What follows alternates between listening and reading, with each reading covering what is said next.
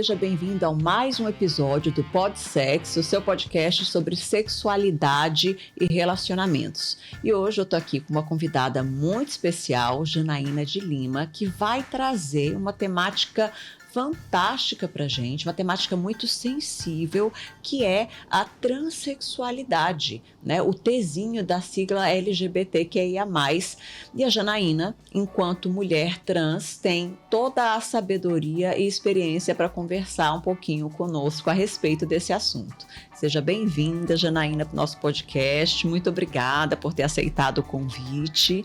E como eu falei para você, a gente conversou um pouquinho nos bastidores, eu queria poder escutar, né? Já conversei, vi que você tem muitas informações importantes para trazer para o nosso público, mas eu queria saber um pouco da sua história, né? Da sua história lá do comecinho, enquanto criança, na sua família. Como é que a questão da transexualidade começou a se apresentar na sua vida? Conta um pouquinho para a gente de você. Olá, Maíra, eu agradeço o convite e é muito importante, inclusive, que a gente consiga fazer esse debate, um debate tem que ser público, né? Que é um debate sobre a diversidade sexual e de gênero, incluindo também, hoje, no nosso caso, a população transexual e travesti. E a minha história não é tão diferente da história das pessoas transexuais e travestis pelo mundo afora, né? Então é uma história de pessoas que durante a infância, a adolescência, não se reconheceram com a sua identidade de gênero que foi atribuída ao seu nascimento, né? Então são pessoas que, a partir do seu sexo biológico, né, menino ou menina, ao longo da sua vida percebeu que não era aquele sexo biológico que demarcava a sua expressão, né, de sexualidade, a sua expressão, né, de humanidade e de gênero na sociedade. Então, no meu caso, né, que nasci biologicamente designado como um menino, ao longo da minha vida não me percebi como um menino, né? Não era o papel social de homem, né, que eu me identificava ou que atribuía ali a mim desejos, reconhecimentos, né, aproximações. Então, a parte da minha vida com a infância, com os brinquedos, com as próprias roupas, né, eu fui percebendo que o feminino, né, o lugar dado à mulher socialmente, com seus símbolos, imagens, né, era esse espaço que eu me reconhecia, né. Então, ao longo da minha toda a vida, né, até o momento de conseguir fazer a transição de gênero, eu me reconhecia socialmente, né, no papel social designado para as mulheres.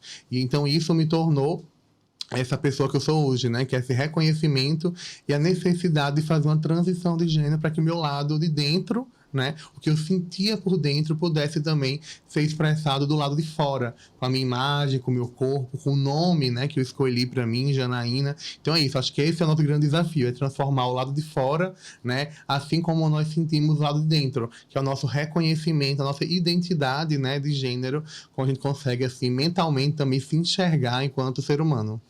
E Janaína, fala um pouquinho aqui pra gente, em que momento, né, isso é uma questão que surge muito às vezes na clínica, no consultório, em que momento você começou a ter essa percepção da sua identidade? Teve uma fase marcada, alguma experiência mais específica? Como é que foi isso para você, né? Uhum. Eu acredito que foi na fase da adolescência e juventude, porque na infância, geralmente você não percebe, né? Você naturalmente, né, se expressa e não percebe que isso já é uma construção da sua identidade de gênero, né? É algo que é natural ao processo cultural que você está inserido ou inserido.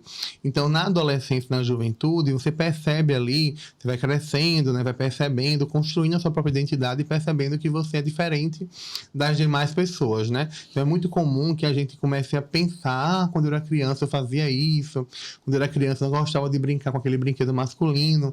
É como se a gente tentasse recuperar uma trajetória para justificar o que nós somos hoje. Mas, naturalmente, não precisa justificar o que nós somos hoje, né? Porque isso, de fato, é um processo de reconhecimento. Então, você pode se descobrir transexual aos 7 anos de idade, aos 17 ou aos 70 anos na vida idosa, né? Não existe uma idade certa para se descobrir uma pessoa transexual. Geralmente, você é uma pessoa transexual a vida toda, até ter condições de para fora se expressar como uma pessoa trans. Eu conheço casos de pessoas que já são avós, enfim, e que somente na vida idosa conseguiu fazer essa transição de gênero para fora, né? Para a sociedade, assumir-se. Mas assim, a pessoa se reconhecia assim a vida toda. Mas são processos diferentes, né? Mas no meu caso, eu acho que em especial com a maioria é na fase da adolescência, acho que dos 12 aos 18 é a fase principal que a gente tem esse reconhecimento, né? É aquela fase de experimentar os desejos, de conhecer mais pessoas, ter um contato mais real com a diversidade humana mesmo, né? De raça, sexo, sexualidade, e ali você vai também construindo, né, a sua identidade. Eu acho que hoje, no mundo contemporâneo, a gente percebe que as pessoas trans estão cada vez mais cedo reivindicando esse lugar na sociedade, né? Então a gente brinca muito que antigamente havia uma grande demora para você poder se assumir. Hoje a gente percebe já crianças e adolescentes reivindicando esse lugar de pessoa transexual e travesti. Então, para essas pessoas, né, que já estão reivindicando, eu acho que o principal é ter esse acompanhamento multiprofissional, sim, né, da psicologia, da endocrinologia, enfim, do próprios ambulatórios, né, transexuais travestis. Nós temos 4 serviços ambulatoriais especializados no SUS do Rio Grande do Norte, né, então para atender especificamente essa população. Uma grande conquista para nós, porque não é porque essas pessoas elas são doentes e precisam ir para médicos ou psicólogos que sofrem de algum problema mental. Não, pelo contrário. Essas pessoas precisam procurar o acesso à saúde, inclusive o fortalecimento da saúde mental, porque vivem, né, numa sociedade que é LGBTfóbica, machista, racista. Então, essas pessoas não são os problemas, né?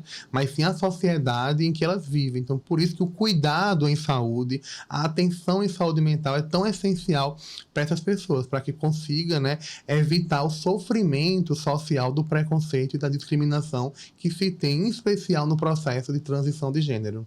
Muito legal isso que você traz, Janaína. Eu vou trazer algumas perguntas que são mais do cunho popular, né? Eu tenho algum conhecimento, claro que não como você, né? Dentro dos estudos da sexologia a gente vai aprofundando essas questões, mas como tem outras pessoas que vão nos assistir aqui que não conhecem, eu vou fazer algumas perguntas que são comuns às vezes ao público leigo, né? Quando você fala que começou, né, vamos dizer, a fazer mais contato com a transexualidade a partir dessa fase dos 12 anos, adolescência, né? Isso ficou mais em evidência para você.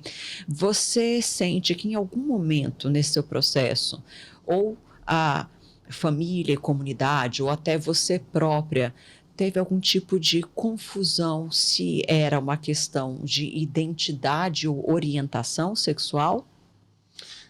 Eu não diria uma confusão, mas eu diria que a gente tem um processo, né, que depois é muito fácil para nós perceber, que é essa diferenciação da orientação sexual e da identidade, né? Uhum. A orientação sexual como essa expressão dos desejos, das vontades, do amor, do tesão que você tem por outra pessoa ou por outras pessoas.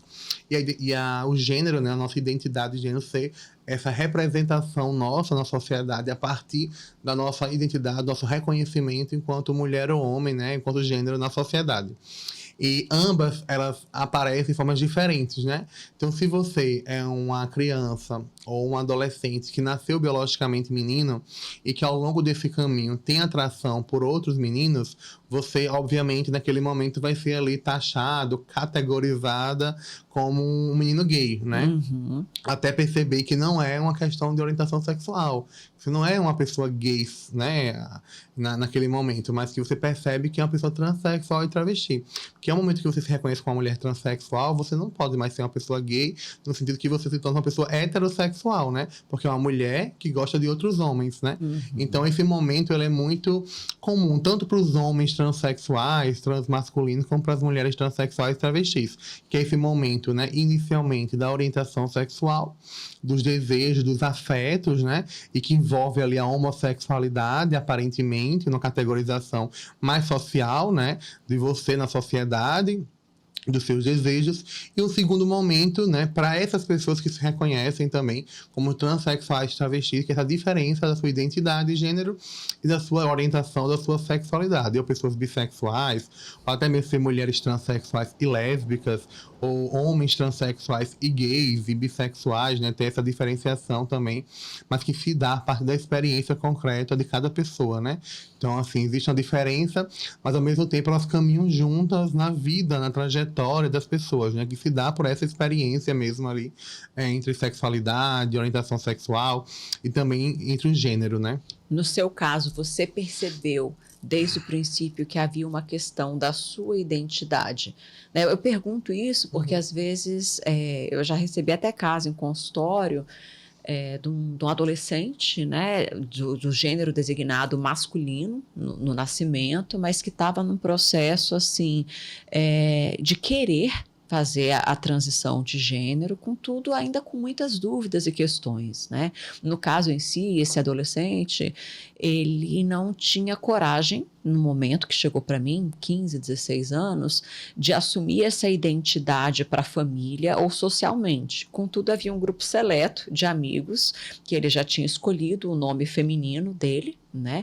Até estou chamando de ele porque ele não tinha feito, né, totalmente a transição. E havia, assim, na verdade, eu chamei de confusão porque eu senti isso, né? Uma questão, assim, de eu quero me apresentar como homem ainda na sociedade, mas para um seleto grupo eu quero me apresentar como mulher, né? E aí a questão do desejo não estava clara também, se havia aí uma bissexualidade ou se era uma homoafetividade ou heterossexualidade. Havia, na verdade, uma grande salada de frutas assim que se apresentava nesse caso porque ele estava conversando, dialogando, apresentando isso primeiro para a família, para esse grupo seleto, né? E aí eu fiquei assim com essa questão do quanto às vezes pode ser difícil apresentar a sua expressão de identidade, porque eu imagino que deve ser um desafio tremendo quebrar essas barreiras, né? E se existe esse medo da apresentação da sua identidade, se isso não fica, em alguns momentos, camuflado na orientação sexual. Fiquei com essa questão. Você acha que isso pode acontecer? Esse exemplo é muito interessante porque mostra que a transexualidade não se dá por decreto, né? Ou não se dá por imposição, é um processo. Então, de fato, esse processo tem altas, né, e baixas durante toda a sua vida social, né? A gente é muito tanto tem a disforia de gênero, que é esse processo de você não se reconhecer no corpo biológico, né? De você não se sentir mulher suficiente, até aparentemente, ou homem transexual suficiente. Existe um debate, uma discussão sobre a passibilidade, né? Quem é mais passável como mulher na sociedade ou a travesti que é menos passável? Quem é a mais feminina ou qual é a que tem mais traços masculinos? Há ainda uma disputa, é um discurso sobre esse lugar da pessoa transexual e travesti, né? Muito próximo do que alguns chamam de um fetiche de bonecas. Então, elas têm que ser perfeitas, siliconizadas, né? Muito cirurgiadas, elas têm que ser mais bonitas do que as mulheres biológicas. Isso é muito comum a gente ouvir, inclusive até em espaços da política, né? Então, isso é uma disputa, inclusive, do corpo da pessoa transexual e travesti, né? Que corpo perfeito é isso? Então, além de ter essa disputa da imagem do corpo, há também um processo subjetivo de cada pessoa, né? Que é esse processo de autorreconhecimento, né? Que aí você trouxe essa reflexão. O que nos faz ser uma pessoa LGBTQIA+, na sociedade, não é somente o que nós fazemos em 4 paredes, ou o que nós fazemos em cima da cama, mas o que nos faz ser uma pessoa LGBTQIA+, é o que nós fazemos nas ruas. É como eu falo, é como eu me expresso, né? É como eu me reconheço socialmente, me expresso politicamente, culturalmente. É tanto que você pode ter uma vida homossexual em 4 paredes, por exemplo, ou se relacionar com pessoas transexuais travestidas em 4 paredes e na intimidade não sofrer diretamente um preconceito, né? Mas aqueles e aquelas que mais são agredidos na rua são pessoas que expressam a sua sexualidade ou sua identidade de gênero. Um exemplo disso é o próprio Brasil, né? Que é o país que mais mata pessoas transexuais travestis no mundo. Por quê? Porque não dá para esconder que você é trans, né? Porque a expressão é na expressão do seu corpo, né? Na sua expressão na vida social. Isso, né? Isso. Que acho que isso é importante porque às vezes as pessoas confundem, né? Misturam, quem é leigo às vezes pensa que, bom, é transexual, é gay, né? Um dia desse até recebi a pergunta do pessoal da rádio pedindo para eu responder. E aí, Maíra, se uma mulher trans e um homem trans se relacionam, eles são gays? Como é isso, né? E aí a gente precisa compreender que a transição para o gênero, né? Se você está se relacionando com uma pessoa do gênero oposto, você é heterossexual, você não é gay, né? Mas assim, ao mesmo tempo que essa pergunta me chegou, eu fiquei pensando, né, Janaína, nessa necessidade das pessoas de colocar, às vezes, as coisas bem dentro de uma caixinha, né? Como se... Que diferença faz? Eu fiquei pensando, né? Para a sociedade, né? Talvez isso seja mais do íntimo da pessoa. O que é que você pensa sobre isso? Isso, a gente está vivendo um momento histórico de romper muitas caixinhas, né? Então, que é esse aumento das siglas, né? Das expressões de gênero e sexualidade, das pessoas não binárias, que não se reconhecem como homem nem como mulher, ao mesmo tempo de uma história, né, concreta no Brasil de pessoas transexuais que brigam e lutam diariamente para ser homem ou mulher, né, binariamente. Exato. Então são pessoas muito diferentes, né? Então isso mostra que não há um campo fechado ou um formato único, exclusivo para a sexualidade humana. Pelo contrário, né? A gente demonstra concretamente que existe uma diversidade da expressão da sexualidade dos gêneros humanos, né? Então a gente sempre aprendeu pelas normas, né, morais, éticas, as heteronormativas, né, de pensar que só existe o homem e a mulher cis, né, biologicamente designado pelo seu órgão genital, e que só há a sua expressão de sexualidade como heterossexualidade. E quem foge desse padrão estaria ali nesse lugar de diferente, né, de excluído ou de marginalizado no campo da expressão da sexualidade. Mas a gente vem rompendo essa barreira e demonstrando que as pessoas podem também estar amplamente em outros lugares da vida sexual, da vida social, que não a vida especificamente heterossexual, né, monogâmica, as relações, né, patriarcais de gênero, conforme a gente vê socialmente impostas, né, como padrão de vida. Legal. E aí, Janaína, eu queria saber um pouquinho para a gente compartilhar, né, da sua experiência no seu processo de reconhecimento da sua identidade feminina, né? Como é que foi para você, para sua família, para o momento que você estava na escola? O que é que você pode compartilhar com a gente desse processo? Eu acho que a primeira experiência, né, das pessoas LGBTQIA+, mas em especial nós, pessoas transexuais travestis, é a experiência de descobrir que nós somos algo errado ou algo ruim. Então esse é o nosso primeiro contato, né? Que é quando a gente vai para a escola, para os espaços públicos, né? Quando sai do espaço privado da família, a gente percebe que se expressar como nós somos é algo ruim. Então, na escola, você percebe isso com bichinha, né? Maricona, viadinho, essas palavrinhas que vão ali te colocando no lugar de inferioridade, de xingamento. E você percebe que, no meu caso, eu nunca tinha tido nenhuma relação, né, sexual com outro homem, por exemplo, na infância, mas já era taxada com esses apelidos. Ou seja, a minha expressão social, né? Eu andar mais com as meninas, eu me interessar não por futebol, mas pelo vôlei, pela queimada. Era a minha expressão cultural e social. Isso que eu falei, né? De não ser em quatro paredes, mas na rua, Isso. que eu me reconheço como gente, né? E que o povo também, a sociedade me reconhece como eu sou. E aí eu fui taxada ao longo da minha vida com xingamentos, né? Então o que eu era, eu descobri assim, que o que eu era algo ruim. Era um xingamento, era um problema na escola, no espaço público, que a escola devia nos acolher, né? Esse é o espaço de acolhimento, mas é esse espaço onde a gente descobre que o que nós somos é algo ruim, né? Um problema. A gente procura a escola enquanto instituição, a escola tenta minimizar ou apagar a nossa expressão. Não, se comporte direito, não é para você estar assim, aquele banheiro das meninas, quando elas entrarem, você não pode entrar, você tem que ficar lá de fora. Como é que era isso para você? você? E você vai acostumando. No espaço familiar, do mesmo jeito, né? Espaço familiar, a lógica, né, das maioria das famílias brasileiras é que elas se orientem pelos papéis sociais de gênero. Então, assim, eu lembro muito que tomar café de manhã com minha família, levantar o dedo midinho, e eu escutar, se não baixar esse dedo eu vou torar, porque, né, você tem que tomar o café assim, ou parar e quebrar a perna, né? Então, a coisa de desmunhecar, isso ainda existe muito, assim, porque é como o seu corpo se expressa, né? Então, você não tem aquele padrão masculino, a sua voz não é aquela voz imponente, seu comportamento não é o mais masculino, enfim. Então, a parte da sua expressão, isso, veja bem, isso sem você ter experiência sexual, né? Porque ligam muito uma coisa a outra e nem sempre é. Mas como você é naturalmente, como você se coloca socialmente, a sua primeira resposta na sociedade é algo que lhe ataca mesmo. É algo ruim, você é um problema, então você começa a se auto-reprimir também. Então, muitas pessoas LGBTQIA+, ou pessoas trans, atrasam sua experiência transexual porque descobre primeiro que é algo ruim, ser quem você é. Então, você se auto-reprime. Eu não posso usar roupa feminina, eu não posso pegar na boneca, porque não é de homem. Eu não posso usar essa roupa assim.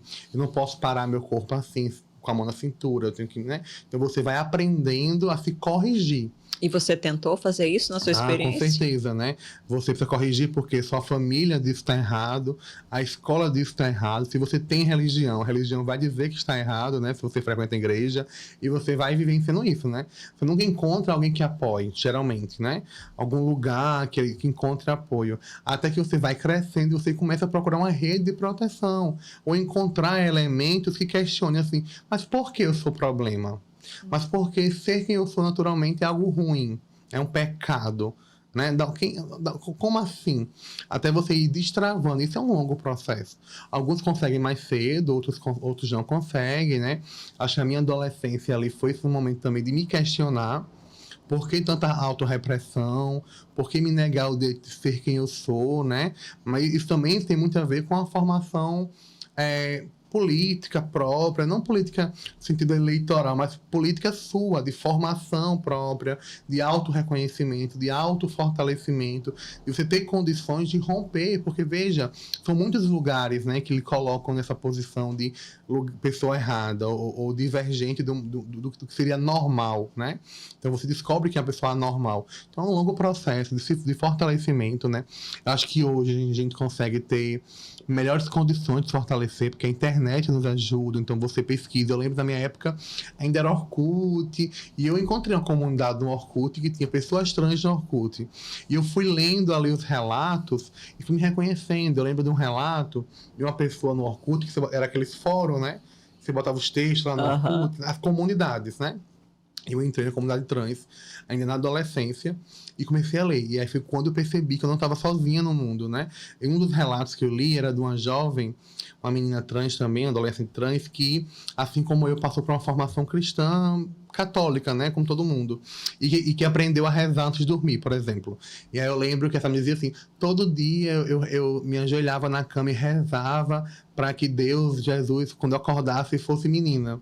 Aí eu fazia a mesma coisa, né? Me ajoelhava e rezava que eu amanhecesse menina, mas todo dia amanhecia menino. Não amanhecia menina, né? Mas rezava escondido, pedindo a Deus que tirasse, né? Essa dor de ser menino e não me reconhecer. Então essa pessoa, quando eu li aquilo, eu falei assim, nossa, eu não tô só. Tem uma pessoa em outro lugar, em outro estado aí, em outro lugar do Brasil, rezando também como criança, né, naquele momento, pedindo para quando acordar ser menina, né? Eu fazia a mesma coisa. Então ali eu fui me reconhecendo, fui trocando informação, comecei a descobrir como utilizar hormônio. Aí foi quando eu comecei, né, infelizmente, naquele momento, a me automedicar. Então eu comprei meus primeiros hormônios, eu apliquei minhas primeiras injeções de hormônio feminino, porque eu procurei vários médicos na época, né, muito jovem também. Mas mesmo quando eu fiz 18 anos, que eu já estava me automedicando, que eu procurei alguns médicos, todos se recusaram a me atender, né? Tanto particular como público. O que você escutava? O mais comum era que eu não me envolvo com esse assunto, eu desconheço essa temática, eu não trabalho com isso, né? Às vezes até coisificando, né? A transexualidade, a nossa existência, mas a maioria dizia que não tinha condições de acompanhar. Não conhecia esse assunto, não queria se envolver com esse tipo de gente ou com esse tipo de assunto. Esse tipo de gente. Eu já cheguei a até ouvir isso. O que eu fazia, negociava com alguns médicos que eu nem conhecia, era que mas você não pode me negar a fazer um exame, né? Então eu conseguia fazer exames, eles passavam os exames que eu estudava na internet para saber que eu precisava olhar esses exames e ia me automedicando. E vendo os exames que eu pedi aos médicos. Eu quero ver minha prolactina, eu quero ver minha testosterona, meu estradiol. Eles iam passando os exames e eu ia acompanhando sozinha até a gente conseguir, né, abrir os ambulatórios aqui no estado e, de fato, ter o acompanhamento da hormonioterapia. Nossa. Muitas foram assim também, né? Então você abriu portas aqui no estado, né, Janaína? Uhum. E no seu contato com a família nesse processo, como é que foi e como é que está hoje? Porque a gente percebe, né? Já vi alguns relatos de pais, inclusive, em alguns documentários, que no processo de transição, né, do filho ou da filha, eles sentem uma espécie de luto, né? Porque, na verdade, nessa transição, a projeção do desejo ali do pai e da mãe por aquele sexo designado daquela criança, e de repente esse jovem, essa criança começa a fazer essa transição para outra identidade, alguns choram, sentem, sofrem como um luto, né? Como é que foi para a sua família o seu processo de transição? Isso é muito comum e para mim não foi diferente, né? Acho que o início é um processo muito doloroso, porque é aquele momento de você falar para a família, para os pais, que você não é quem eles desejariam e que imaginaram ou sonharam que você fosse, né? Que você não é mais aquele projeto de filho ou de filha que seus pais esperavam, né? Inclusive com uma trajetória ali de masculinidade ou de feminilidade, enfim, cumprindo um papel social que já existia antes mesmo de você nascer, né? Já tem uma autora que diz que a primeira cirurgia que a gente tem é o nome. Quando é o nome nos é dado ainda no feto, né? Na barriga da nossa mãe, por exemplo. E a gente já a partir dali começa a ter essa expectativa de quem nós somos na sociedade, com nome, com gênero, né? Enfim, e essa rede de expectativa, ela vai aumentando durante a nossa vida, né? A infância, a adolescência. E é um momento de você romper com as expectativas. Então, romper com isso é muito difícil, né? Então, ao afirmar para a família que você é uma pessoa transexual, travesti, ou até mesmo uma pessoa gay, lésbica, dependendo da família, é romper com a expectativa, é romper com esse imaginário de um futuro, né? É como se você não tivesse mais futuro, assim. E essa foi a minha relação com a minha família, assim. A preocupação da minha família é essa. Você não tem mais futuro. Porque qual a imagem que se tem de uma pessoa transexual e travesti, né? É somente a prostituição, a marginalidade, o desemprego, né? A promiscuidade. Então, era aquele comentário mais comum, né? Tudo bem você até ser gay, mas se vestir de mulher, assim, né? Vai chegar ao ridículo, vai chegar a esse lugar da chacota, o que os vizinhos vão pensar, o que a família, né? A família mais distante vai falar. Então, o questionamento que minha família apresentou é que muitos apresentam, assim, o que será do seu futuro e o que os outros vão pensar.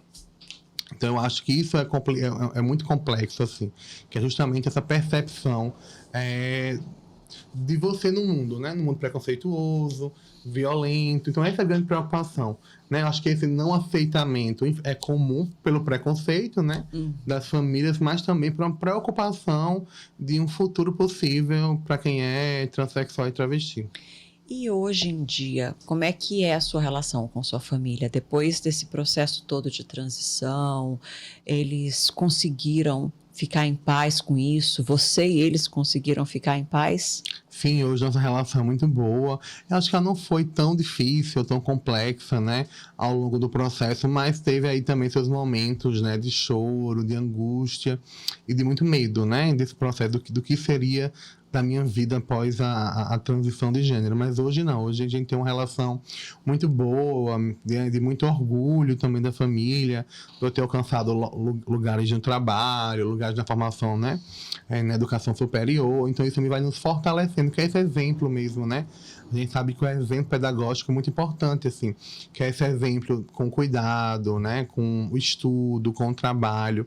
Esse exemplo de ser no mundo é importante também para a família, assim, de lhe reconhecer e também de lhe compreender como um sujeito também de direitos, né?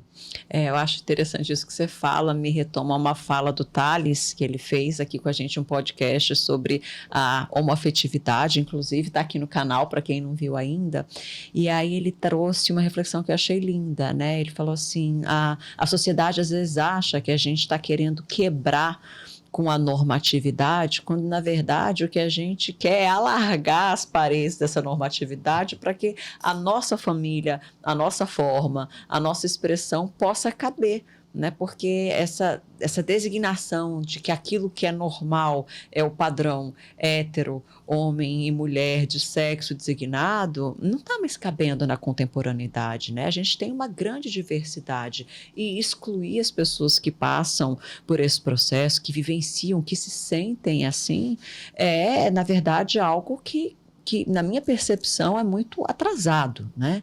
E aí, falando em atrasado, eu fiquei pensando aqui um pouco sobre isso que você falou da religiosidade, de ter vindo de uma família católica, né? E aí eu fiquei pensando assim, você frequentava a igreja na época? Como é que ficou a sua relação com a religiosidade no seu processo de transição, Janaína? Sim, eu tinha essa relação com a igreja, com a família, né? Que é muito cultural, né? Acho que comumente todas as pessoas passaram também por esse espaço da religião. E eu segui, né, a trajetória a primeira Eucaristia, primeira comunhão, aí na crisma, que geralmente ali na adolescência, foi quando eu disse que não queria fazer a crisma. Eu já estava nessa fase mais de rebeldia, de tentar me questionar do porquê não ser eu, né? E seguir uma lógica, né? Um padrão que não me representava. Então, na crisma, foi quando eu rompi ali com a coisa mais organizativa da igreja, porque a gente tinha uma organização, né? Do catecismo, dos domingos à missa, do grupo de pastoral da juventude da igreja, dos jovens, encontro de jovens. Então eu rompi ali na fase da crisma para poder até refletir, né, quem eu era, os espaços que eu estava, esse meu auto-reconhecimento, mas ainda tenho fé na vida, né? Então, assim, vez ou outra ainda tenho esse espaço da igreja também para me reencontrar ali nos meus lugares, né, de memória, mas também de ressignificar o que é a fé, né? E o que seria a religião, se é de fato um espaço de exclusão ou se é um espaço de acolhimento, né? Você frequenta algum lugar hoje? Não frequento nenhum lugar específico da religião, mas também acho que sou uma pessoa mais agnóstica, assim, que tem essa expressão de fé em vários sentidos, né, em várias expressões da vida cotidiana, né? Ainda tenho minhas orações internas, isso com certeza, tenho meus momentos pessoais também de fé. Eu não perdi essa capacidade de acreditar em Deus ou de pensar, né, em esperançar um futuro melhor também pensando a fé, né? Mas ter uma religião própria, frequentar, não tenho assim nesse momento, assim, nada que coletivamente eu frequente, mas tenho essa experiência própria mesmo, assim, íntima, né, de ter fé na vida ainda. Que bom. Mas você reconhece ou conhece algum local que acolha algum templo, igreja, centro espírita, enfim, você conhece aqui, né? Acho que é até importante para quem está na nossa região aqui do Nordeste, Rio Grande do Norte, tem algum lugar de fé, de religiosidade que consegue acolher as pessoas trans hoje? Sim, com certeza. Em especial, né, o lugar em religião que nós mais estamos é as religiões de matriz africanas e afro-ameríndias, né, que são os terreiros de candomblé e de umbanda. É o lugar onde mais se encontra pessoas transexuais, travestis, em processo de religião, de coletividade, né, de organização religiosa. Mas também tem as igrejas evangélicas, são as igrejas inclusivas, né? A gente tinha duas inclusivas, uma na Zona Norte, outra na Zona Sul. É até fácil encontrar, porque é assim mesmo que chama, igrejas inclusivas, que são igrejas específicas para receber pessoas LGBTQIA+, protestantes, né? E também tem alguns espaços na Igreja Católica que acolhem pessoas LGBTQIA+, né? Não tem essa bandeira como, por exemplo, a Igreja Protestante Inclusiva, que tem uma bandeira mesmo de ser uma igreja específica feita de LGBT para LGBT, mas que você tem ali naquele contato, né, íntimo, na rede mesmo ali, alguns locais que essas pessoas se encontram. O espiritismo também. Tem também espaços que são mais abertos, outros mais fechados, né? Mas onde mais se encontra pessoas transexuais, travestis em religião é matriz africana e afro-ameríndia, que são os terreiros, né? Os povos de matriz africana.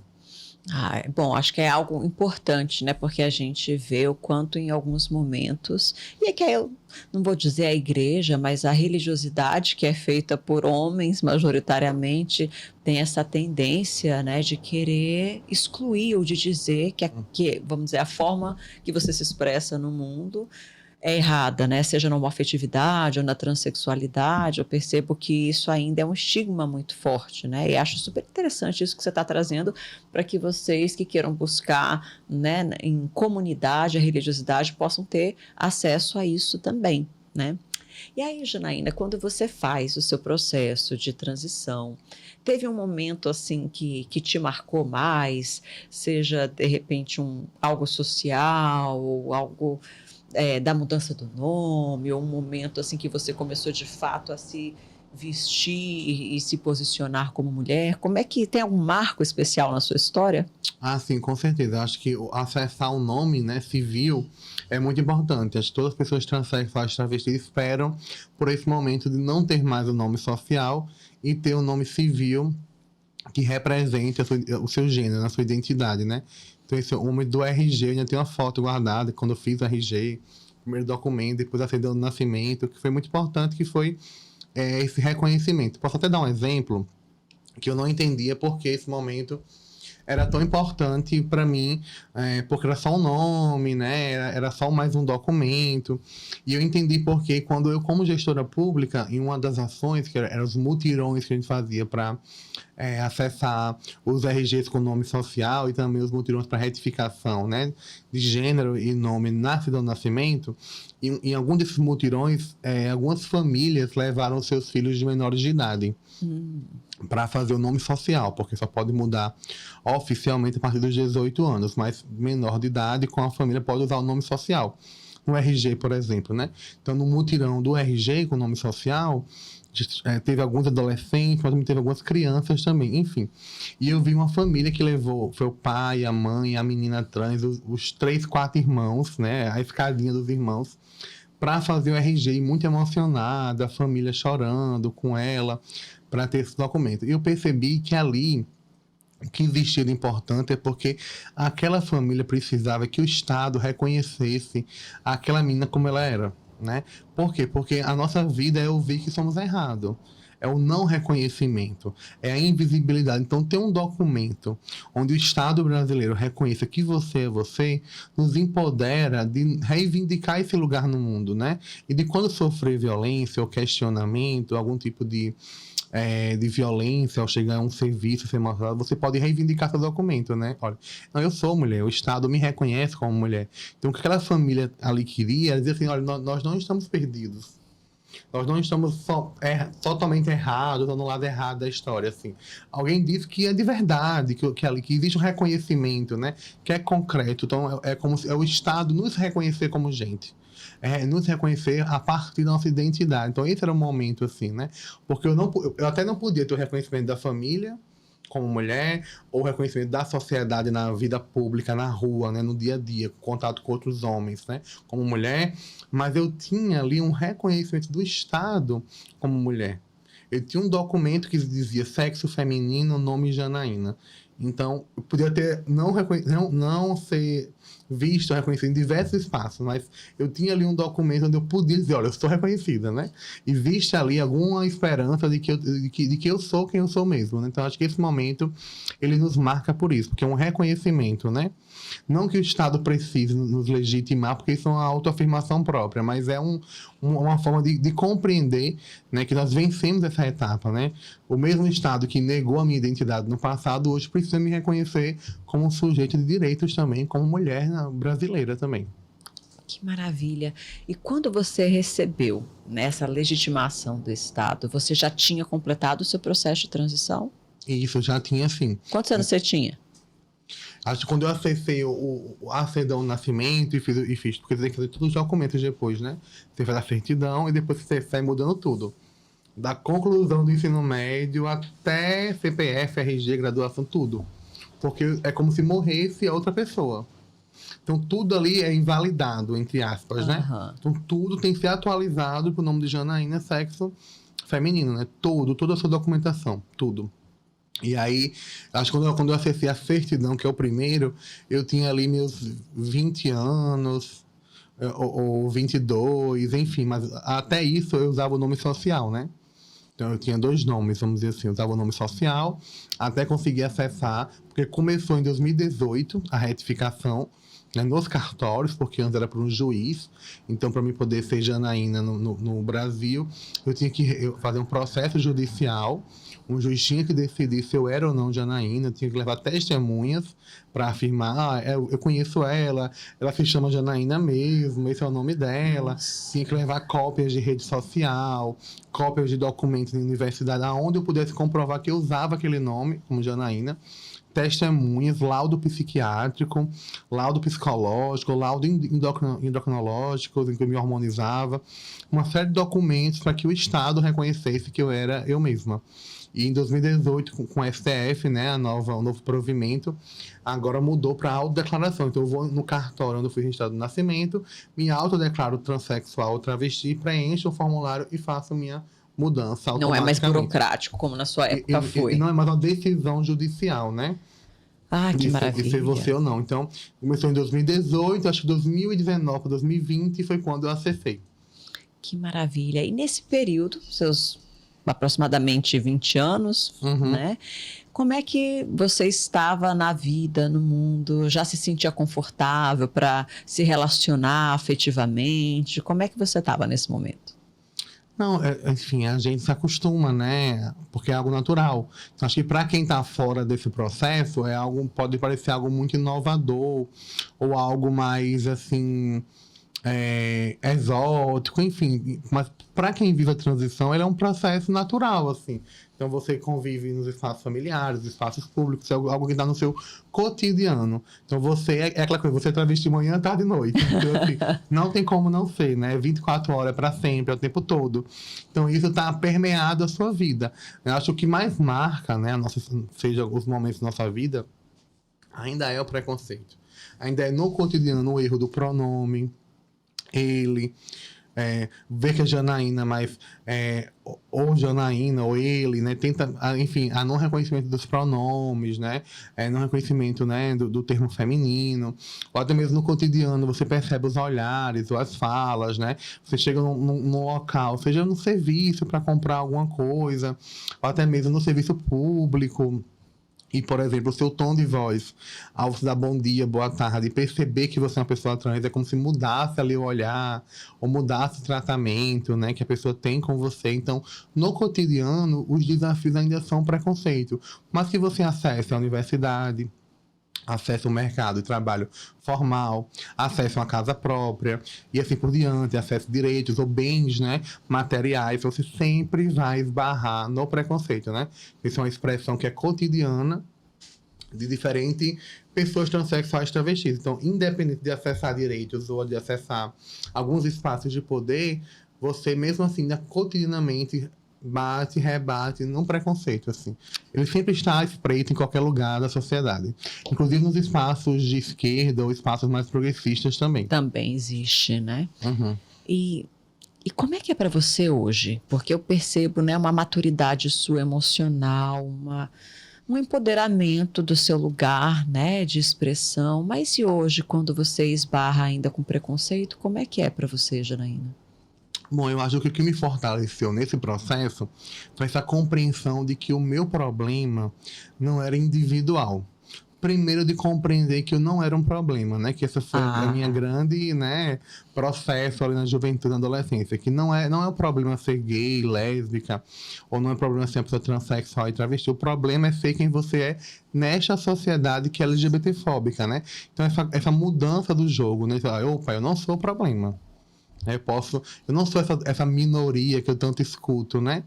Você é a minoria, você é o problema, você é a pessoa diferente. Então, a primeira jogada é você perceber que você não é problema, mas que a sociedade é o problema. Ela que não te inclui, ela que não te respeita, que não te aceita, que não te compreende também como ser humano. Então, você percebe que não é você o problema, mas sim a sociedade que tem como raiz, como pilar os preconceitos de raça, classe, gênero, sexualidade, né? E a segunda coisa é perceber que você não está sozinha nesse problema, né? Ou seja, é uma questão coletiva. Outras pessoas transexuais, travestis ou LGBTQIA+, enfrentam esse problema cotidianamente. Então, não é somente a história de Janaína, mas a história de milhares de pessoas transexuais, travestis, né? Que têm, inclusive, suas vidas ceifadas, né? Por ser quem são, né? Então, isso também me fortaleceu por procurar espaços coletivos, organizações sociais, me envolver também com movimentos sociais, que eu pudesse pensar como enfrentar esse problema, como pensar alternativas coletivas, né, que me ajudem, mas que ajudem também outras pessoas que passam por isso, né, como nos fortalecer coletivamente. Acho que essa compreensão de que não era só sobre mim, mas sobre nós, me ajudou muito a me fortalecer, a enfrentar as batalhas, mas também a pensar alternativas concretas, já que se eu ficar somente no eu, no meu problema, na minha dor, no meu sofrimento, né, eu não iria conseguir avançar e concretamente me colocar no mundo como uma sujeita de transformação da realidade, né? De pensar como eu transformo a minha, mas também transformo a sociedade em que eu vivo, assim. Nossa, que fantástico. Teve que fazer muita terapia, Janaína? Então, foi sozinha? Esse é um grande desafio, porque eu nunca fiz terapia, mas Você todo mundo... nunca fez terapia? Geralmente eu faço a terapia com o povo, né? A terapia coletiva com as pessoas. Mas minha terapia foi essa. Acho que minha terapia foi estar em movimento, vamos dizer assim. Estar nesse lugar coletivo, né? Acho que essa foi minha maior terapia, assim. É romper com esse egoísmo, romper com essa... com esse personalismo que às vezes a gente se constrói também, né? O meu lugar de fala, a minha história. Acho que também pensar assim que existem lugares de fala, histórias diferentes, né? E o que nos une na diferença, o que é que nos une, né? Na sociedade, que é de fato enfrentar mesmo as desigualdades, enfrentar essas dores, né? Então acho que isso também foi a minha terapia. Continua sendo, né? Que é essa terapia de pensar como eu me encontro no coletivo e como a gente consegue também contribuir para a mudança da realidade. Não vou dizer que não é cansativo, que eu não tenho meus limites também, mas eu acho que é um caminho que foi importante para mim, assim, coletivamente pensar não só em mim, mas pensar também nesse problema, né, enquanto sociedade, enfim, enquanto estrutura também.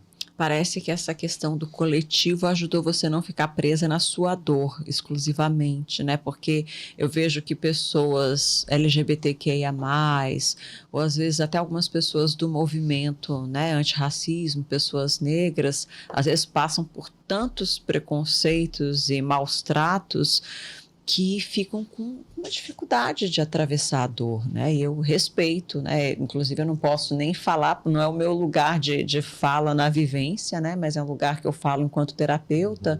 E eu acho muito fantástico isso que você traz, né? Vamos dizer, do social como um recurso psicológico para não ficar estagnado na dor, né? Porque a estagnação na dor, na verdade, é viver no sofrimento. A dor é inevitável, mas continuar permanentemente na dor é um sofrimento e uma forma muito difícil de se viver a vida, né? Aliás, como é que se vive em constante sofrimento? Eu estou achando interessante que você transformou a sua dor num movimento, né, social e abriu muitas portas para muitas pessoas, né? A gente vai falar, inclusive, já sobre algumas coisas que a Janaína fez aqui, super legais para o nosso estado, mas eu queria saber mais uma questão sobre você. A Janaína me disse, né, que é uma mulher casada, e é uma mulher casada com um homem trans. E eu queria escutar um pouquinho da história de vocês. Quanto tempo vocês estão juntos? Como é que foi esse encontro? Isso meu companheiro é Lauro, né? Nós somos casados, vivemos juntos há 4 anos. E eu conheci o Lauro ainda há um tempo atrás, né? Como eu estava na graduação de jornalismo como estudante, o Lauro como estudante de enfermagem também na UFRN, e a gente era no movimento estudantil. Então ele estava no movimento estudantil no campus de Natal, ele no campus de UFRN de Santa Cruz, né? Que é a Facisa, campo de saúde do Trairi. A gente se encontrava, né, em eventos, em congressos estudantis, né, do movimento estudantil, representando nossos cursos, mas também o Diretório Central dos Estudantes da UFRN, que é o DCE. Então, a gente se cruzou no primeiro momento ali, fez amizade ali, e nos reencontramos, né, não mais como estudante, mas como trabalhador e trabalhadora, né, no governo do Estado, ele na Secretaria de Saúde e eu na Secretaria de Direitos Humanos. E a gente tinha pautas, né, em comuns, né, como pensar a saúde trans na Secretaria de Saúde. A gente começou a se encontrar, fazer reuniões e ter uma agenda de trabalho, né, contínua. E ali a gente começou a se aproximar mais, né, rolar, claro, né, o romance, a paquera, né, diferente de qualquer outro casal. Até vinha a pandemia, né, e a gente foi mais um dos casais que se uniu na pandemia, né. Então começou o namoro antes da pandemia, mas a pandemia veio rápido, né?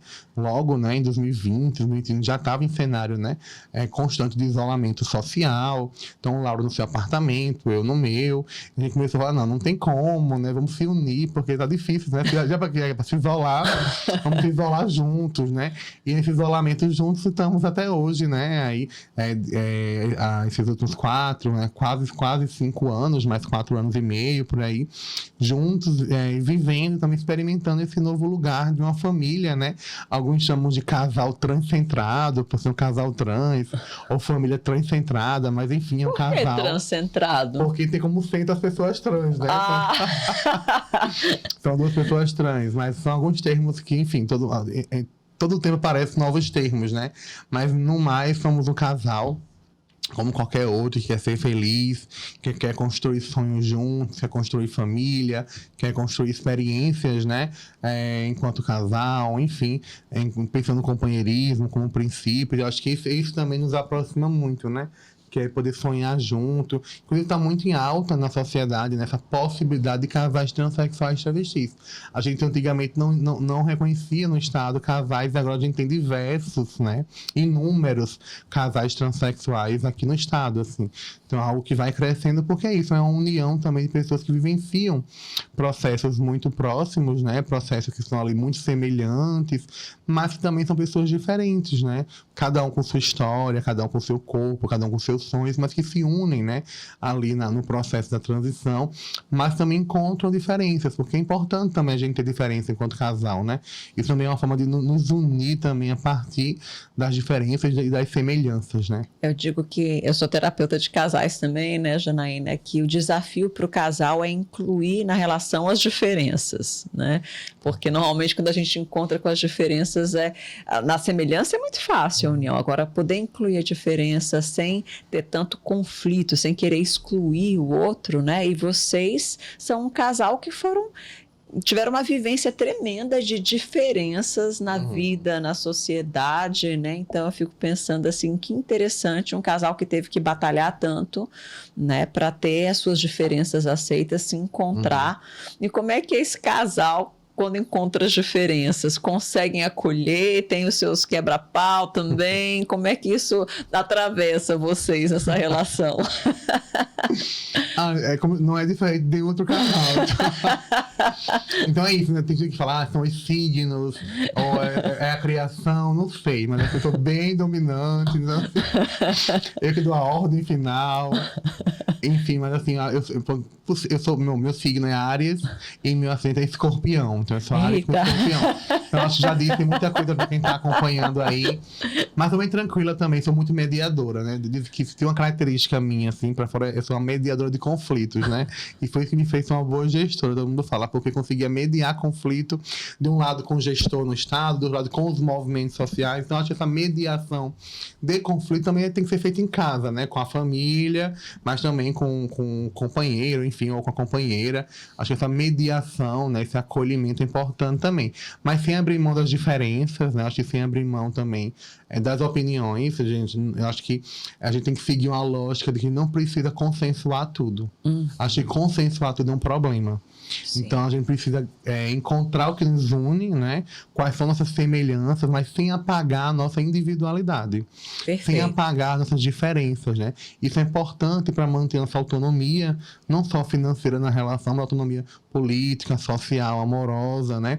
E também construir o respeito. Então, assim, nós somos diferentes e tá tudo bem. A gente nem vai concordar sempre e tá tudo bem, porque eu não me permito, né? Me dobrar ou deixar de reconhecer o que eu quero ou como eu penso, mas também não posso ali me negar ou obrigar a pessoa também a ter sua visão de mundo, né? A ter ali suas escolhas também. Então, acho que essa balança, que nem sempre é fácil, mas que é importante também, até para manter uma relação verdadeira, assim, né? Honesta entre as pessoas, assim.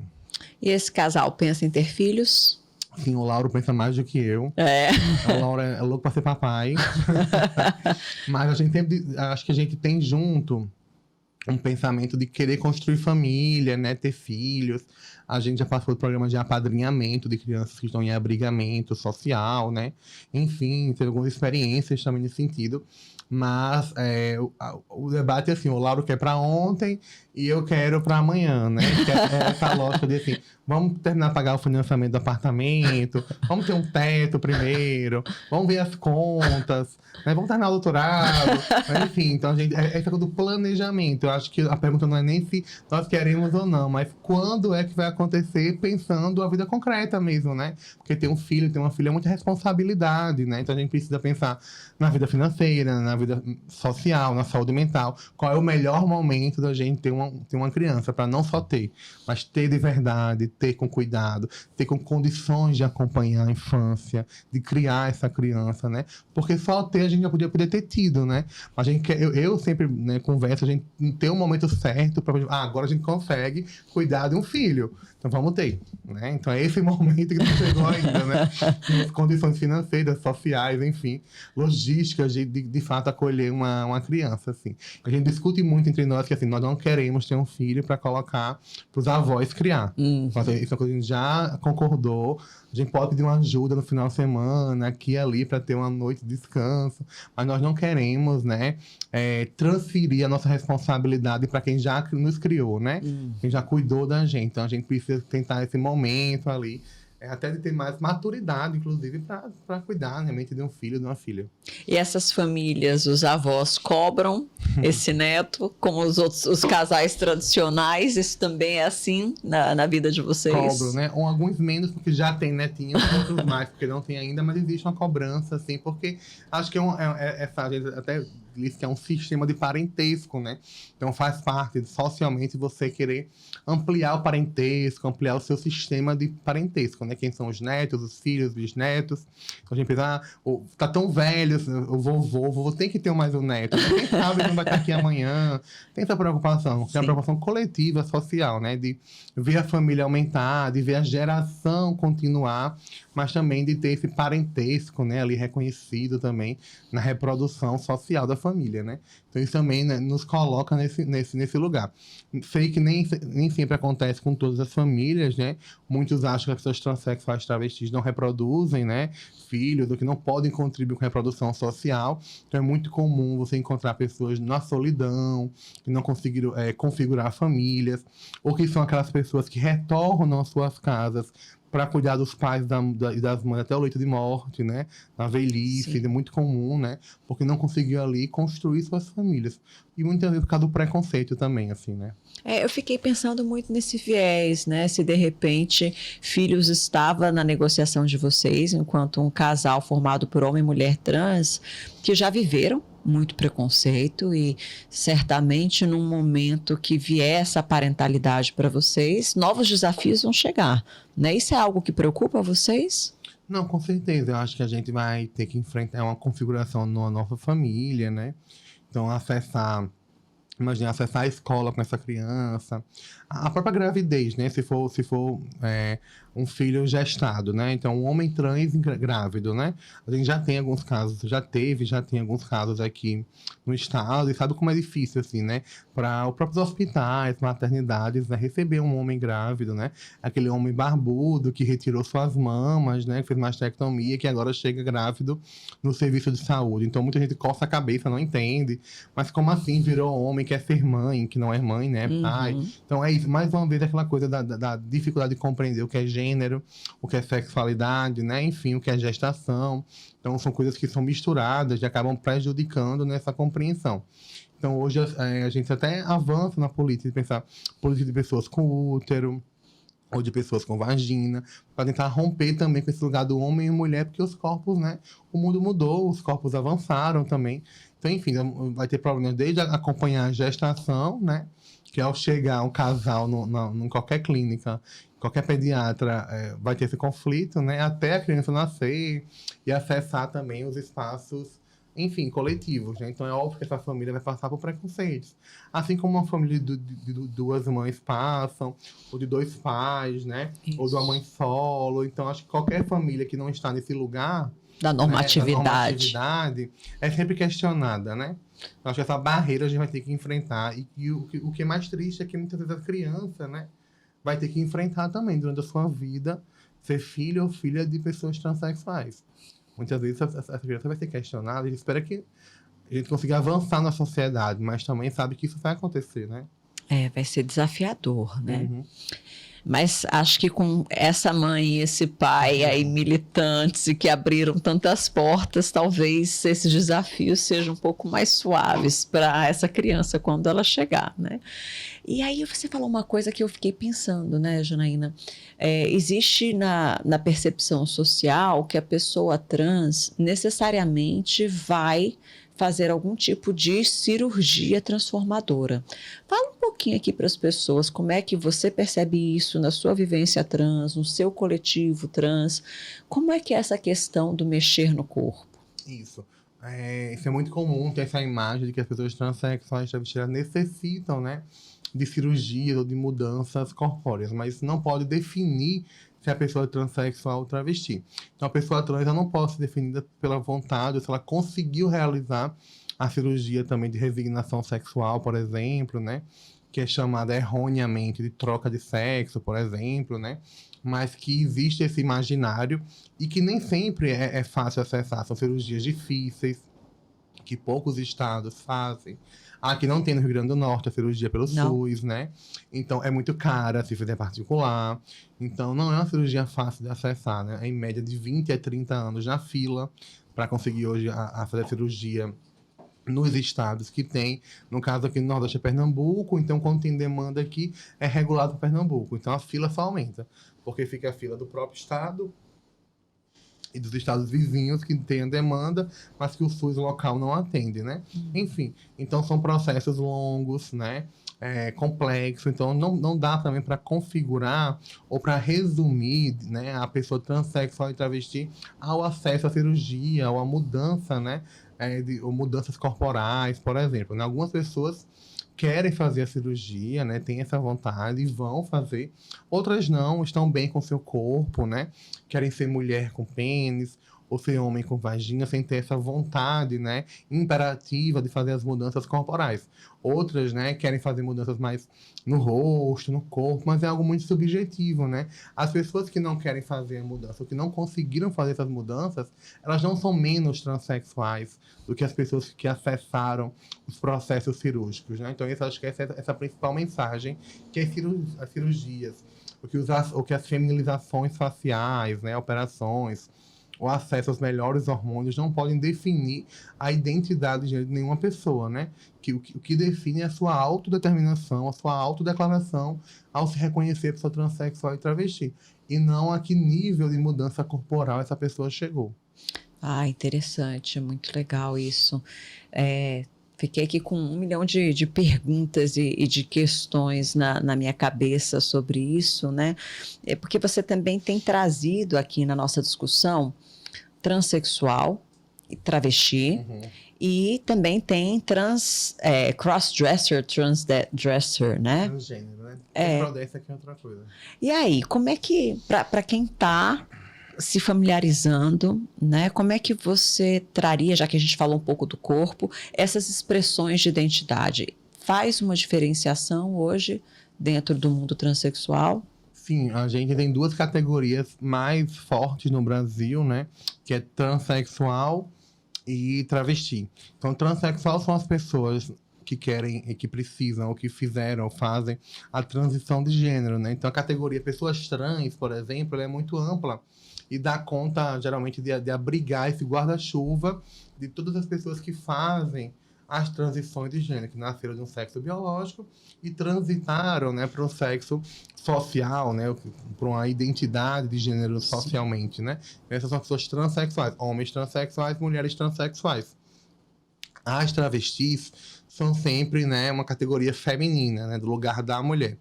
A travesti é uma categoria mais brasileira, né? Algumas dizem que é da América Latina, outras que é mais brasileira, mas que é a primeira palavra que surge no Brasil para nos designar, que é o travesti, ou no caso era o homem que se travestia de mulher.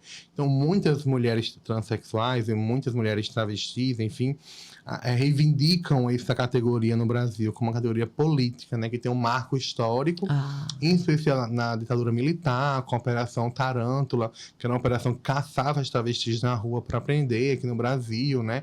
A gente tem matérias de jornais que falam dessa história, né? Por exemplo, teve um decreto no Rio de Janeiro, está decretado que neste carnaval as travestis podem pular carnaval durante o dia, porque só podia sair à noite no Brasil, né? Parece que é uma coisa que não existia, mas é real. Então, as travestis que circulavam durante o dia, além de ter um maior preconceito, podiam ser presas pela polícia, porque era o crime de vadiagem, né? Que era o mesmo crime contra as pessoas negras da capoeira ou negros da boemia, né? Que era o crime de vadiagem no Brasil. Então, teve uma legislação própria para criminalizar a vadiagem, que entrava também as travestis naquela época como vadiagem, e também que era a perturbação da ordem, da família, aquele debate, né? Sim. Então, muitas eram presas sem andar durante o dia no Brasil. Então, só sobrava a noite e a prostituição. Então, até hoje, até pouco tempo, eu mesma vivenciei isso. Até pouco tempo, você só conseguia ver travestis de noite nas esquinas de Ponta Negra. Sim. Mas não era só aqui. Isso é em muitos estados do Brasil. Então, isso é reflexo de uma história, porque as travestis, elas passavam um dia, ninguém sabe aonde, elas se escondiam, né? Porque comem, trabalham domesticamente, precisam se alimentar, enfim. Se cuidar, ficar bonita, enfim, mas ninguém sabe onde elas ficam, né? Mas à noite todo mundo sabe onde as travestis estão. Então, aqueles pontos que toda a cidade tem de prostituição, e à noite as travestis estão lá nas esquinas, naqueles pontos, né, conhecidos. Isso vem mudando, né, no último período. Então, as travestis estão ocupando seus espaços, você já viu em algum local de trabalho, você já sabe onde encontrar alguma à luz do dia. Não mudou tanto como a gente queria, né? Ainda não é tão fácil ter professora, atendente, vendedora, farmacêutica ou qualquer outra profissão transexual e travesti ocupando esse lugar, mas que mudou, né? A gente sabe que estamos avançando e ocupando outros lugares também na sociedade, mas ainda tem esse imaginário muito forte, né? Então, as travestis carregam esse peso histórico, né? Então, muitas reivindicam esse lugar. Eu mesma sou muito simpática a reivindicar também esse termo de travesti, esse lugar de travesti, porque foi a primeira categoria. Minha própria família, eu não falava transexual, né? Dizia assim, vai virar travesti, ai meu Deus, e agora? Porque ainda é esse imaginário mais da classe popular, né? Nas periferias, travesti ainda é o termo que aproxima a transexualidade, chega mais na academia, na universidade, com o debate da transgeneridade, que é essa transição mais ampla de gênero. Crossdresser, que são palavras mais em inglês, né? Eram os homens que se vestiam de mulher na sua intimidade, para um fetiche próprio, mas que não disputavam esse lugar de mulher na sociedade, nem na rua, somente no espaço íntimo. Então, tinham seu guarda-roupa escondido, na sua privacidade, experimentavam isso, né? De se vestir, de vivenciar um papel social de mulher. Mas na vida pública eles não saíam, né? Como os transformistas, ou as músicas que trazem, né? Que de dia é João, de noite é Maria, né? Então, de dia tinha uma profissão quanto homem, e à noite ia para boate transvestida, são as drag queens, as transformistas. Mas o lugar da travesti é diferente, porque eram aquelas pessoas, e ainda são, que reivindicavam esse lugar 24 horas na sociedade, reivindicavam não mais 2 nomes, mas um nome, e também reivindicavam outro corpo. Então aí vem o silicone industrial, depois as próteses de silicone, o cabelo, as mudanças, né, no rosto, fazer o corpo, né? Não só fazer o nome, mas fazer o corpo, fazer a história a partir da sua identidade. Então, essa categoria de travesti surge nesse sentido, e que traz para nós essa reflexão política. Então, muitas reivindicam esse lugar de travesti, umas dizem que é o terceiro sexo, né? Como tem em outros países do mundo, né? México, Índia, enfim, mas aqui também tem esse lugar político, né? E Janaína, ainda dentro desse contexto, né, de transformação do corpo, uma das questões às vezes que surge, principalmente para quem tem criança ou adolescente que começa a ter essa identificação e apresentar e reivindicar esse lugar, que hoje, como você bem falou, vem acontecendo mais cedo. Você, na sua vivência e militância, conheceu alguma pessoa trans que se arrependeu de mudanças que fez no corpo? Esse é um ponto muito polêmico.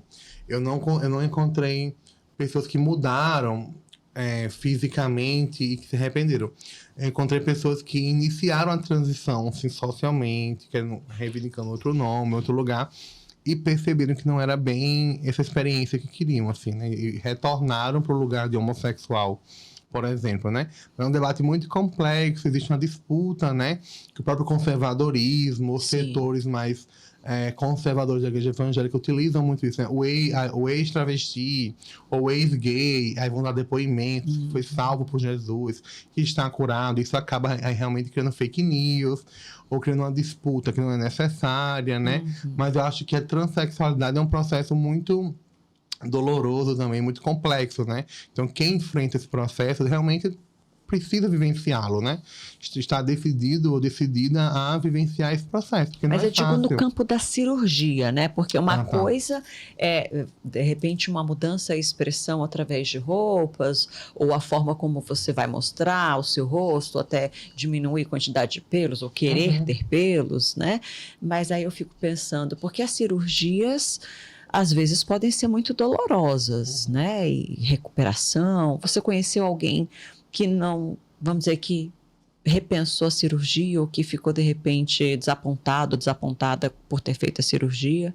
Não conheço, assim, nenhuma cirurgia. Acho que o que acontece mais é aquela coisa de fazer cirurgias plásticas e querer melhorar, né? Ou aumentar a prótese, mas nunca vi ninguém retroceder após a cirurgia de realização sexual, por exemplo, assim, né? De transgenitalização. Isso eu não conheço, eu desconheço. Mas acho que essas mudanças mais visuais ou da imagem, acho que é comum com qualquer outra pessoa, né? Você vai fazendo e vai querendo melhorar, até porque quase nunca as pessoas são satisfeitas, né? Com as suas imagens. Né? Independente, né, da identidade sexual, a gente vê insatisfação, porque isso é algo muito posto socialmente, né, Janaína? Sim. E aí agora eu queria falar um pouco para vocês do trabalho da Janaína, né, que ela tem, assim, uma pasta interessantíssima aqui no RN. Eu até anotei aqui para que eu não pudesse esquecer o nome dessa pasta que começou, né, no governo da governadora Fátima, que se chama Sengide, né, Janaína? Fala um pouquinho para a gente do que é que você desbravou, do que é que significa essa pasta, o que é que você conseguiu aí de vitórias para a comunidade trans, e não só trans, mulheres, negros também, né? Isso, né? Nos últimos 4 anos eu estive à frente da Coordenadoria da Diversidade Sexual e de Gênero, né? Fui a primeira mulher transexual a ser gestora pública na história de um governo do Estado e pude contribuir nessa tarefa, né, tão importante, que era de pensar as políticas de forma intersetorial, focadas com as demandas, né, da população LGBTQIA+. Então, a gente conseguiu avançar em diversos setores, porque aqui no Estado não existia nenhum lugar na administração pública responsável por essa tarefa, até se criar a coordenadoria que eu assumi, e nem existiam políticas específicas nos setores, né, como saúde, educação, segurança, que refletissem ou que pensassem essa população. Então, a nossa tarefa era pensar de forma intersetorial, como lá em cada pastinha, na saúde, na educação, na segurança, a gente podia pensar políticas específicas, né? Então, hoje a gente tem, por exemplo, 4 ambulatórios, né? Tem um ambulatório estadual de saúde integral para travesti e transexual aqui em Natal, que atende o estado todo. Tem um ambulatório regional que fica em Mossoró, também do SUS. Tem um ambulatório municipal que atende somente o município de Natal, que é da prefeitura. Tem também um ambulatório que é junto com a Universidade do Estado, que é o ERN, que é o mais amplo, que atende todas as letrinhas, né? LGBTQIA+, que é junto com o programa de residência, né? Multiprofissional em saúde. Então, todos os residentes de várias áreas da saúde atuam no ambulatório, então fazem campo prático de residência com a população LGBTQIA+, e transexual e travesti. Enfim, avançamos também até na cultura, em criar o primeiro edital de investimento para a cultura, especificamente pensando na arte, né? E pessoas LGBTQIA+, né? Foi um investimento muito importante com o edital da diversidade. Construir também políticas do nome social nos documentos, em especial o RG biométrico aqui no estado, que é um novo documento, né, oficial, junto aqui à segurança pública, né, enfim, avançar. A gente está para lançar em breve, né, não mais eu, né, mas o governo, uma primeira delegacia estadual de combate a crimes de racismo, intolerância e ódio, né, que é a DECRID. Então a gente deixou tudo pronto, tem delegada nomeada, equipe nomeada, e estavam só vendo um local físico para implantar a delegacia, que precisa de um espaço importante, um espaço físico que dê conta da demanda, né, da sensibilidade que é os temas. Então, era para ter um local próprio, não dividir com demais delegacias. Então tá nesse momento de encontrar esse local próprio, mas enfim, a gente conseguiu construir essa rede, né, de ter um disque denúncia específico na Polícia Civil para receber denúncias de LGBTfobia, de ter investigação desses crimes que não existiam antes, né, como, por exemplo, assassinato de travesti transexual, e pensar uma rede de proteção. Então a gente tem ouvidoria, canal denúncia. Eu acho que um desafio para a próxima gestão é pensar um abrigamento social para pessoas vítimas de violência ou expulsão familiar. Nós não temos no Estado ainda, né? Então esse é um desafio que ficou a ser construído, mas também de pensar esses avanços como acesso, né, a essa garantia de direitos, esse reconhecimento também da população, assim. Nós precisamos avançar em diversos setores, desde o nome social na escola pública, né, que é um desafio ainda ter estudantes na escola pública estadual, por serem de menores, acessando o nome social. A gente conseguiu ter um decreto específico, né, que orienta isso no Estado, que garante esse acesso na educação pública, e pensar também, foram muitas capacitações de servidores públicos estaduais e municipais, porque era um gargalo capacitar para o atendimento humanizado a esse público, né, para de fato saber acolher e atender a demanda da população LGBTQIA+, aqui no Estado. Então, a próprio controle social, o primeiro Conselho Estadual de Políticas Públicas LGBT aqui do Estado, reunindo metade de órgãos públicos, metade de sociedade civil, com representações do movimento organizado, para garantir o monitoramento, a fiscalização. A pandemia nos atravessou, né, rompendo muito com o planejamento inicial, mas conseguimos pensar também em políticas, né, de enfrentamento à Covid específico para a população LGBTQIA+, né, como a segurança alimentar e nutricional. A gente conseguiu acompanhar, foram 9.998 famílias LGBTs, em especial de travestis transexuais, que receberam 6 remessas de cestas básicas durante a pandemia, porque muitas são prostitutas também, trabalhadoras sexuais. Então, isolamento social, como é que iriam sobreviver?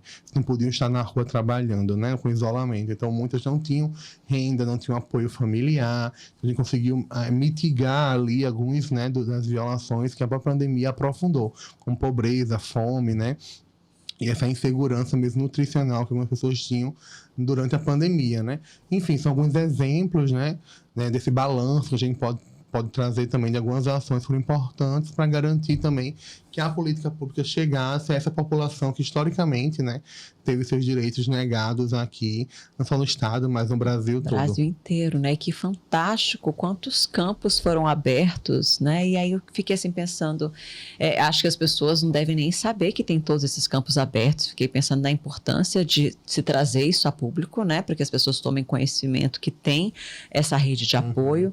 E hoje, uma pessoa que estiver passando por um processo de transição, Janaína, e tiver com seus conflitos, de repente, familiares, psicológicos, né? Existe algum centro de apoio psicossocial que essa pessoa possa buscar? Isso, o melhor caminho para essas pessoas é procurarem os ambulatórios estaduais ou municipais de saúde trans ou LGBT. Porque lá possui equipes multiprofissionais, né? Então, todos têm uma equipe mínima, a própria portaria do Ministério, né, do processo transexualizador no SUS tem essa orientação. Então, por obrigação, a equipe mínima é assistente social, psicóloga, o médico que acompanha a hormonioterapia, o enfermeira. Então, além dessa equipe mínima, pode ter outros especialistas, né? O estadual tem quase 17 especialistas, além desses, para atender. Inclusive tem psiquiatria também. Mas é importante porque lá você consegue ter esse acompanhamento psicossocial, né? E onde é que estão essas unidades? O ambulatório estadual, ele é porta aberta, então qualquer pessoa pode chegar e marcar a sua consulta, não precisa de nenhum encaminhamento. Então, ele atende todo o estado. Até eu estava no serviço, tinham 158 pessoas transexuais travestis em acompanhamento, né, do ambulatório de 37 municípios. Ele fica no Instituto de Medicina Tropical, o IMT, que é um instituto da UFRN, em parceria com o governo do estado, fica vizinho ao Hospital Jesus Tigreiro. Então, você pode ir lá, marcar, né, e atende tanto de manhã como à tarde, né? Ele intercala dias na semana para fazer o atendimento. E também tem um telefone específico, eu posso passar para você daqui a pouco, olhar aqui no celular, a gente passar os contatos, pode fazer a marcação. Então, esse é o estadual que atende todo mundo, né? O estado todo. Quem mora em Natal, tem um ambulatório municipal de Natal que funciona junto a um outro serviço importante, que é o Centro de Cidadania LGBT de Natal.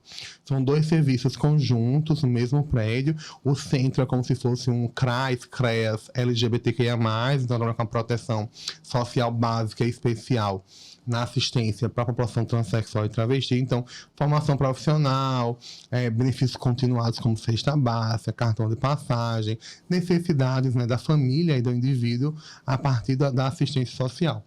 E o ambulatório também, que faz esse acompanhamento psicossocial, de hormonioterapia. Ambos funcionam no mesmo local, que fica ali na Avenida Nascimento de Castro, com a Salgado Filho, onde era o antigo CAD único, cadastro único da Zona Sul. É um prédio bem colorido, com a grande bandeira LGBT, para todo mundo reconhecer. Reconhecer onde é que é. É um serviço, quem está na zona Oeste, Alto Oeste, Vale do Açu, né, o nosso laboratório regional fica em Mossoró, né, a segunda macro-região de saúde, então atende Vale do Açu, Oeste, Alto Oeste, que fica no Hospital Parteira Maria Correia, que é só da mulher. Tem um ambulatório também que atende pessoas transexuais e travestis, com toda a equipe profissional. E o da UERN também fica em Mossoró, né, na Faculdade de Enfermagem de Mossoró, e também atende a população. Lá também ambos têm uma experiência muito bacana, que Natal não conseguiu avançar tanto ainda no estadual, que é as práticas integrativas e complementares em saúde para a população transexual e travesti. Então, lá eles oferecem no ambulatório ventosa, a aromaterapia, a massoterapia, a auriculoterapia, para pensar também a saúde mental, o autocuidado, a autoestima, a partir também das terapias complementares, né? Não só medicamentosas. Muito bom, excelente. Fiquem atentos. Depois eu vou colocar aqui na descrição do nosso vídeo o contato também, o telefone que eu vou pegar com a Janaína. E aí algumas coisas para a gente começar a encerrar, né? Perguntas mais pontuais. Janaína, para você, enquanto mulher trans, foi difícil acessar o mercado de trabalho? Sim, foi difícil, em especial pela barreira mesmo do preconceito, acho que não pela falta de capacidade ou de iniciativa, mas mesmo pelo preconceito, né? Eu sempre, na universidade, eu sempre tive um espaço de trabalho meio que muito importante, porque eu entrei na universidade primeiro como técnica, né, de vigilância em saúde. Esse foi meu primeiro curso, ainda aquele processo de ensino médio técnico na UFRN, na Escola de Saúde da UFRN, e depois fui para a graduação em jornalismo. Mas desde o nível técnico, eu acessei as bolsas de pesquisa e extensão. Então, durante toda a minha formação universitária, eu tive bolsas de pesquisa e extensão. Então, eu sempre trabalhei na universidade, que, queira ou não, é um lugar mais seguro. É um lugar que te permite a maior liberdade de expressão. Então, eu fui bolsista de cerca de 10 ou 12 projetos, né? Tive bolsa tanto do Ministério da Educação, como aqui dos Fundos de Extensão e Pesquisa Federal da UFRN. Então, nunca precisei para o mercado de trabalho formal durante, acho que 7, 8 anos, porque eu trabalhava para a universidade, como pesquisadora, como extensionista. Então, era uma relação de mais segurança, né? Eu diria até, eu chamo até de uma certa retaguarda institucional, como se aqueles muros também nos protegessem ali de algumas violações, né? Não que lá seja tudo lindo e maravilhoso, né? Tem, claro que existe também preconceito no espaço da universidade, mas que essa retaguarda institucional, ela foi fundamental para quem eu sou hoje, né? Então, eu nunca tive, acho que um mês sem bolsa na universidade. Eu sempre tive bolsa em vários setores. Eu fui bolsista de muitas áreas de atuação, de serviço social, do departamento de comunicação, de engenharia de produção, gestão de políticas públicas, e fui ali rodando, né, diversos setores, trabalhando em muitos projetos. Então, quando eu me formei na universidade, eu fui direto para um emprego, né, eu fui ser editora de um jornal impresso. Fui a primeira travesti a ser editora de um jornal impresso no Brasil, foi o Brasil de Fato, né, junto com a Central Única dos Trabalhadores. Então, eu trabalhava com a comunicação sindical aqui no estado, e com um jornal que era um jornal progressista, né? Tinha um jornal, né, assim, a visão dos trabalhadores. Era um jornal mais político, assim, né, sem dúvida. Então, eu trabalhei como editora do jornal, assim que me saí da universidade, e como assessora de comunicação da Central Única dos Trabalhadores, a Central Sindical. Em seguida, eu fui convidada para o governo do estado, para ser gestora pública dessa nova coordenadoria. Então, eu fui para a equipe de transição, para fazer o desenho institucional. Isso porque eu sempre atuei na pauta LGBTQIA+, né? Concomitante com qualquer outro trabalho, sempre fui militante da pauta. Então, foi quando eu saí, né, desse trabalho como jornalista e fiquei nos últimos 4 anos, né, e até abril desse ano, 4 anos e alguns meses, como gestora e até ocupar essa vaga de assessora parlamentar na Assembleia Legislativa. Muito legal. Você falou muito ao longo do nosso bate-papo sobre as situações de preconceito. Na sua história, teve alguma situação de preconceito mais emblemática ou difícil que você possa compartilhar aqui com a gente? Olha, eu acho que a fase mais difícil foi na adolescência e na juventude, porque é um momento mais frágil, que a gente não consegue se defender tanto, ou não consegue ali reconhecer quais são os seus direitos formalmente, reivindicar, né? Na minha época não tinha um debate tão forte de bullying, ou até a gente dizer assim, o nome não é bullying, é LGBTfobia, que eu acho que hoje essa reivindicação, nem tudo é bullying, ou que tudo é bullying, mas dizer assim, tem nome, é racismo, isso não é bullying, é LGBTfobia, isso não é bullying. Mas não tinha esse debate, então eu sofri muita agressão na escola, não consegui usar o banheiro nem dos meninos, nem das meninas, então cheguei a ser realmente agredida fisicamente na escola, tinha muito conflito, eu cheguei a ser expulsa de escolas porque eu era o problema, né, então eu denunciava a agressão, questionava porque a direção não fazia nada, então acho que essa fase foi uma fase muito difícil, acho que era a fase ali que tinha mais embates e mais violência física, né, perseguição, enfim, violência física, né? Não poder utilizar o banheiro. Então, até hoje eu tenho um comportamento sanitário muito difícil, faço pouco xixi durante o dia, ou acesso a espaços públicos de banheiro por causa desse processo muito da educação formal da escola, que não conseguia acessar o banheiro, por exemplo, né? Na minha adolescência e juventude. E aí eu acho que esse foi muito mais difícil, né? Ao longo da universidade, hoje no mercado de trabalho, vamos dizer assim, formal, carteira assinada, né? Eu já sou uma pessoa mais experiente, né? Uma mulher que consegue reconhecer seus direitos, né?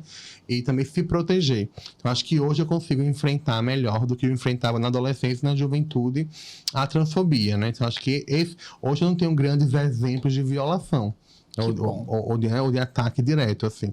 Mas de preconceito velado, do cotidiano, né? Ou do questionamento se você é capaz mesmo, né? Quem é ela?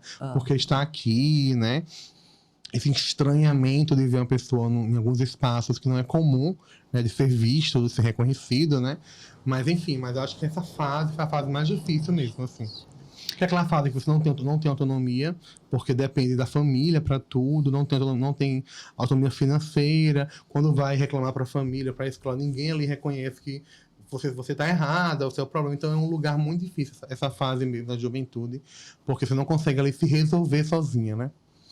O que é que que conselho hoje a Janaína, mulher, daria para um adolescente no processo, né, de trans, passando pela transformação ou desejando? Você, enquanto uma mulher trans já experiente, vivida, que teve suas dores, o que é que você diria para um jovem que está passando por isso? Eu diria paciência, porque acho que essa é a grande virtude, né, para quem é transexual e travesti, é ter paciência. E às vezes eu até digo assim, paciência é o principal sentimento, mas o principal valor a ser cultivado, porque eu acho que é muito comum da adolescência, da juventude, enfim, essa vontade enérgica, né? Essa rebeldia constante, então tudo é para ontem, tudo é para agora, e não dá para ser para agora uma pessoa transexual e travesti, é muito difícil, porque você tem ali que enfrentar relações familiares, relações até afetivas, amorosas, muitas vezes, dependendo da pessoa, né? Que você vive com a pessoa antes da transição e às vezes essa pessoa não vai ficar com você pós-transição, outros podem lhe apoiar, então isso também gera essas questões para a saúde mental, assim, como é que eu vou dizer para a pessoa que eu amo que eu não sou a pessoa que ela conheceu, né? Enfim, o mesmo processo com a família, mas também tem isso muito íntimo com as relações afetivas, com os amigos. Então, além dessas relações sociais, tem isso também da mudança corporal, que não é rápida. Então, ela tem um processo, né? Então, muita gente na parte de se automedicar acaba tomando uma quantidade muito alta de hormônio porque quer que a mudança seja rápida, porque precisa se enxergar como mulher ou como homem, né, rápido. Então, isso acaba gerando doenças físicas, mentais. Então, assim, paciência.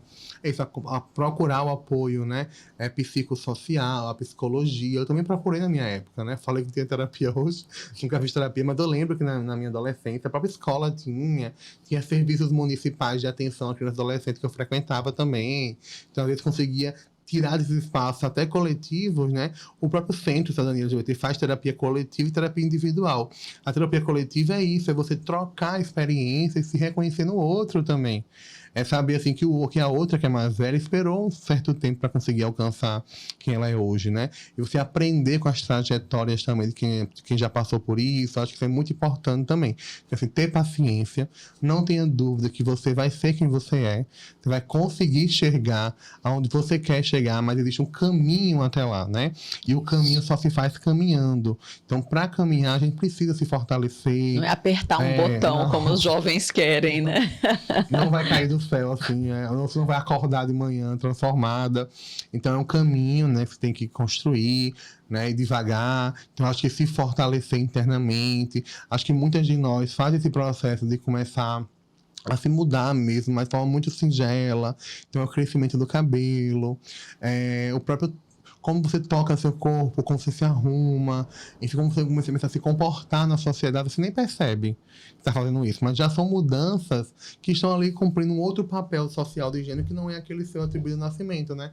Então é um processo mesmo, assim.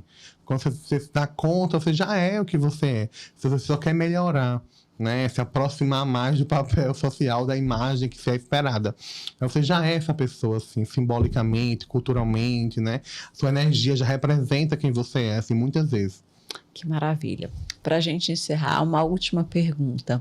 Teve alguém que foi referência ou que ainda é referência para você na sua trajetória? Ah, tem sim. Tem várias pessoas, mas eu posso reivindicar uma, né, que já é falecida, que é a Leilane Assunção. A Leilane foi a primeira doutora transexual aqui do Rio Grande do Norte, né, uma das primeiras do Brasil também. A Leilane, para quem não conhece, foi uma historiadora, doutora e pós-doutora em sociologia. Ela estudou, a Leilane, inclusive, porque é até bom comentar isso, porque a Leilane estudou no seu doutoramento a obra da Clara Nunes como epistemologia da cultura popular, para dizer que travesti não estuda somente questão de gênero e sexualidade. Ela era uma historiadora que adora estudar a cultura, a música popular brasileira. Foi uma grande referência para mim, foi quem me recebeu na universidade, né? Eu não entrei como Janaína na universidade, eu entrei, né, antes da transição, em 2011. Então a Leilane era aquela primeira imagem de uma travesti fora de um espaço, né, da prostituição, fora de um espaço, né. Acho que as primeiras que eu conheci foi no meu bairro, na periferia de onde eu cresci, que é o bairro do Bom Pastor. Então ela tinha contato com travestis, mas que ainda vivenciavam muito espaço da precarização, né, da vida social. E quando eu consegui entrar na universidade, encontrei a Leilane, que já era professora, enfim, já estava estudando, e eu vi ela fazendo pós-doutorado. Eu fui para a sua defesa de doutorado, até a Leilane falecer, né, que é a tragédia de ser travesti também, porque a Leilane, mesmo com pós-doutorado, não conseguia acessar os concursos públicos para professora, né? Conseguiu ter 2 vínculos ainda como professora substituta, mas nunca era aprovada, né, nos concursos públicos, né, para professora, que era o grande sonho dela, ser professora. Eu acompanhei cada detalhe, assim, o dia que a Leilane conseguiu colocar silicone, o dia que a Leilane conseguiu acabar o doutorado, o dia que ela conseguiu fazer o aplique no cabelo, enfim, era uma figura histórica. E a Leilane faleceu, né, internada, muito doente, uma situação de... Ela vinha, naquela época, vendendo seus livros, oferecendo aula online, fazendo todo tipo de negócio para poder sobreviver, mas foi adoecendo, enfim, e acabou falecendo. Mas a Leilane, para nós, essa referência, né? Para quem quiser conhecer, tem muitos vídeos da Leilane no YouTube, tem vídeos da Leilane no programa Checkmate, da TV Universitária. As entrevistas da Leilane, assim, é de uma alta capacidade, assim, ela é muito inteligente, enfim, uma referência, assim. Que maravilha. Janaína, querida, Muito obrigada pela sua participação, pela sua presença. E, pessoal, quem quiser fazer perguntas para a Janaína, podem deixar perguntas aqui embaixo, que depois eu envio para ela para a gente responder e vocês terem acesso a todas as informações com essa grande militante que eu tive o prazer de conversar hoje aqui. Muito obrigada. Que agradeço, estamos à disposição. Acho que essa é uma contribuição também, que é levar não só informação, mas é levar também essa oportunidade de conhecer outras realidades, de transformar também quem está nos ouvindo, nos acompanhando, né? Pensar como a gente pode também no mundo, né? Mudar a forma de ver, a forma de viver também com outras pessoas. Obrigada.